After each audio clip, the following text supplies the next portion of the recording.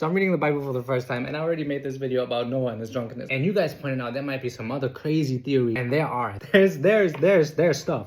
I found stuff. So after this rape, castration, seeing, whatever, he calls his brothers, no? His brothers come and they lay the blanket on Noah, remember? If seeing Noah's nakedness actually means something else, then why would the Bible say that they walk backwards and turn their head away to avoid seeing their father's nakedness? Because they would not walk backwards and turn their face away just to not assault their dad. That makes no sense. Which would mean that in this part of Genesis, like the story of Noah, seeing nakedness was actually just seeing with your eyes. Then why would he go and tell his brothers? You know, imagine you commit a crime to your dad, you wouldn't go and get more witnesses onto the crime scene. The crazy thing is, none of these stories make 100% sense, right? Because for me, for example, I think the most sense is just how it's written there, right? Like Ham goes, sees his naked, goes hee-yah to his brothers, and his brothers go, hey man, this is not cool. So they go and cover him properly. But the slavery curse on Canaan is heavy. That's like the thing that wouldn't make sense to the rabbis. Why would you curse somebody so heavily for just happening to see you naked and then telling his brother? Then the sexual assault reading is obviously very rooted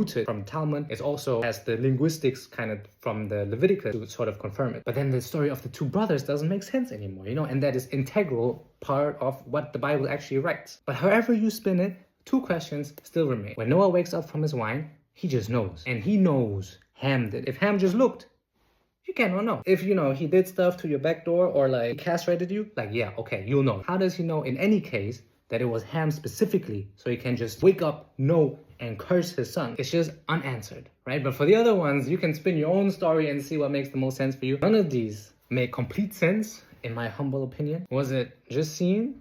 Was it sexual assault? Was it castration?